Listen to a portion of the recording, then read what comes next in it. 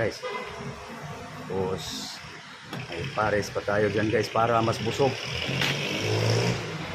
Ayan guys. Aking pang breakfast guys.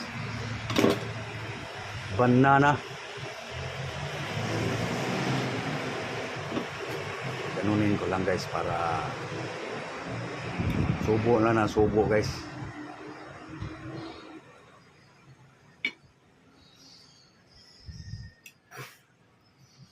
Sabagay saba.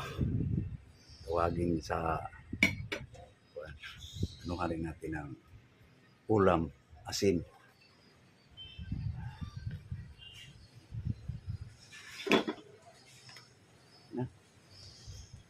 Tapos may gulay yan guys. Sama guys.